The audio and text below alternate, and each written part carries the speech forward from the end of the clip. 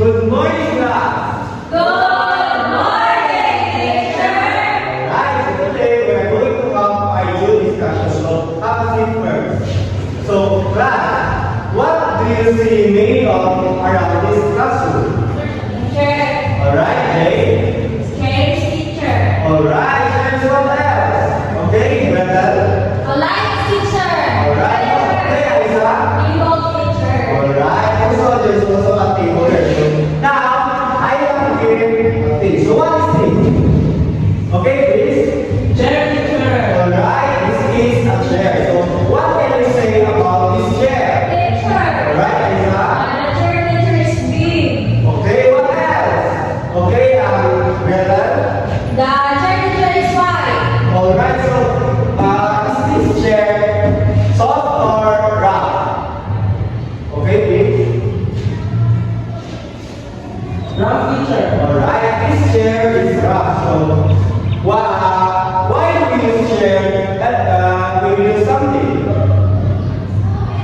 Okay, please. To sit on, teacher. Alright, we use chairs to sit on. Also, we use chairs to make ourselves comfortable anytime that we are doing something like when we study, when we do our homework, like that. So, chair helps us in many ways. So now, I have something right on the floor.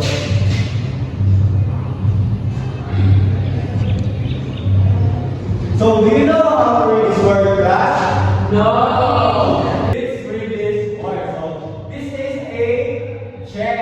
Again? Chair. Again. Chair. Say it again with me. Chair.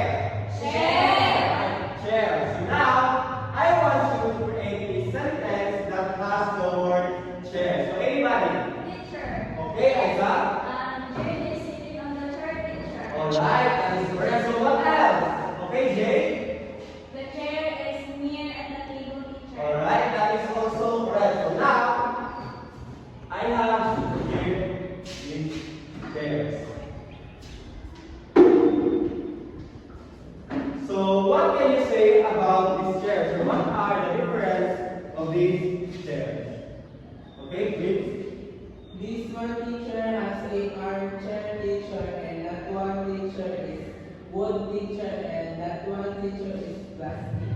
Alright, so all of these are chairs, but it has very different design. So this chair has no armchair, this is a wooden chair, and this chair has this armchair. So now, I want you to create a role play, which is you are going to integrate or your story will revolve on chair. So I'm giving you some minutes to prepare for your activity.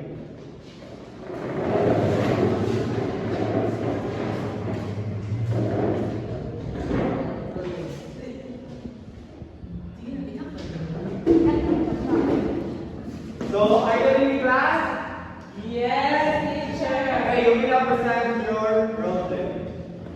See, do you have any favorite chair at home? Yes, I have a lot of favorite chair at home Why do you like it? because it is soft to sit. Is it comfortable? Sometimes it is, but sometimes not. You, Greta, do you have a favorite chair at home? Yes, I have a favorite chair. The one that I use to watch TV. The chair in the living room.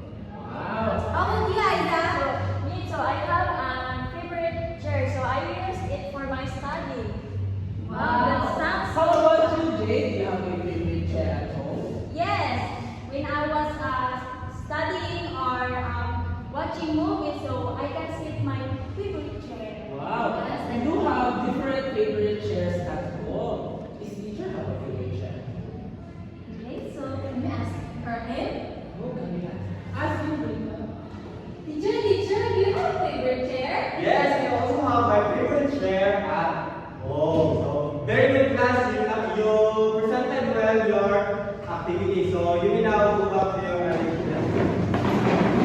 Okay, class. So, again, what was our lesson for today? Okay, Aisa? It's all about chair, teacher. Okay, so can anybody tell me again why do you use chair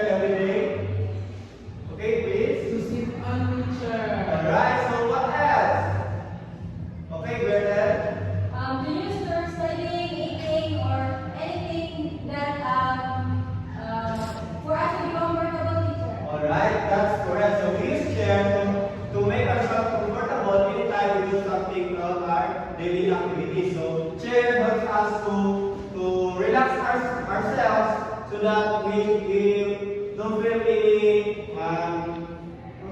frustration when we are doing something that takes a lot of time. So we use chair for us to make ourselves comfortable in everything that we do. So class, I hope that every time you may see a chair, try to create a sentences out of it or try to use it in your daily life. So that's all for today, class. I hope you learned something today. Goodbye, class.